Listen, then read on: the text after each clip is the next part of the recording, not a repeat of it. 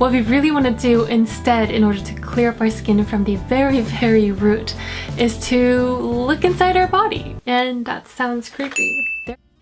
こんにちは、エンダです。今回は Worst Foods For Acne ニキビに大敵な食べ物というテーマで動画をお送りします。僕自身スキンケア商品やニキビ対策に3桁を超える金額を費やしてきましたが、まだまだ新しいニキビができてしまいます。数多くのスキンケア商品を試しても満足のいく効果を得られない人は、体の中で起こる問題に目を向けた方が良いかもしれません。今回は YouTube チャンネル登録者数100万人超えのリアさんを紹介します。スキンケアのためにたくさんの時間とエネルギー、特にお金を消費してきた彼女。何度も挫折する一方で、理由はわからないけれども運よく効果のあるスキンケア商品に出会って魔法のように肌が綺麗になっている経験もしています。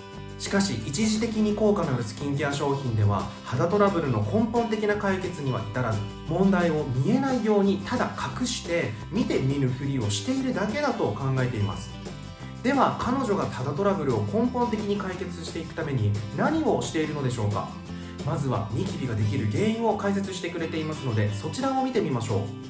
There are numerous factors that can contribute in forming acne, but the major two causes are number 1, hormonal imbalance, number 2, inflammation. In this video, I'll be speaking a lot about insulin level, blood sugar, blah blah blah, but it's really important to understand this formula that can cause acne. Basically, if our blood sugar level goes up, our body naturally produces something called insulin to regulate that. But the thing is, when insulin is produced, this affects to disrupt our hormone level and pump something called androgen hormone, and this guy stimulates sebum production and it makes our sebum much gloopier, so it clogs the pore.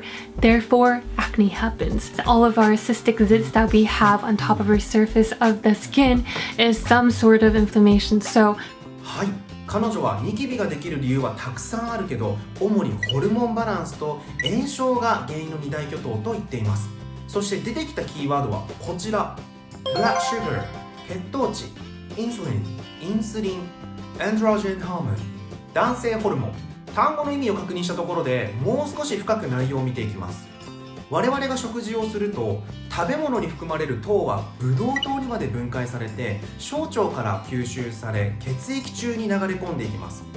インスリンは血液中のブドウ糖をこの筋肉や脳へ運んでエネルギーとして使われるわけです。要はインスリンは食後の糖を各器官へ運ぶトラックのようなものです。このインスリンもホルモンの一つで、男性ホルモンを多く分泌させる原因となります。その男性ホルモンが皮脂の分泌を過剰にさせることによって毛穴の詰まりを引き起こしニキビの発生につながると言っています。要は血糖値が上がることがニキビを引き起こす原因になっているということです。ではこの方程式を打ち砕く方法はあるのでしょうか。続きを見ていきましょう。what we want to do is stay away from those food that can mess up our hormones and that can inflame our skin and our body. Foods to avoid, number 1, sugar, since it will spike your blood sugar levels, and there's really no doubt you'll get clearer skin once you lower or even cut out your sugar intake. Number 2, dairy. We've talked about this before. Basically, dairy is a natural source of sugar, surprisingly, but also cow's milk contain growth hormones and inflammatory substances that can glue your skin cells together, eventually blocking your pores. And especially if you're lactose intolerant, do not force your body to consume milk, because gut issue is another acne triggering factor. You can easily substitute dairy products to plant-based milk and nut milks. Number 3, high glycemic foods. These are basically the foods that break down quickly and peak our blood sugar level. You might have heard of good carbs and bad carbs. And bad carbs are normally high glycemic foods such as white breads, white rice, cereals, potato chips, and so on. You might want to change these high glycemic foods to good carbs like whole grain foods, brown rice, and oatmeal, and healthier nutritional snacks. はい、いかがでしたか？キーワードがこちらです。sugar、砂糖、dairy、乳製品、lactose intolerance、乳糖不対症、high glycemic food、高 GI 食品。最初にある砂糖なんですけれども、高 GI 食品でも説明するので乳製品を先に見ていきます。この dairy、乳製品なんですが、毎日という意味の daily とは違いますので注意が必要です。牛乳には成長ホルモンが含まれていると彼女は言っていました。実際に海外では成長ホルモン剤や抗生剤が投与されていると言います。その牛から取れた牛乳を飲むことで体内にそのホルモンを取り入れているということになります。だからこそ牛乳は良くないという認識なんだと思います。日本の牛乳に関して言えば、乳牛に成長ホルモンの投与は禁止されているとのことです。ただキーワードにもある乳糖不対症は日本人でも無視することができません。乳糖不対症というのは乳製品に含まれるラクトースを分解することが苦手なことを言います。わかりやすく言うと、牛乳を飲むとお腹を下す現象です。実際にお腹を壊す人は少ないそうですが、日本人の7割から8割が乳製品に対して耐性がないという研究結果もあります。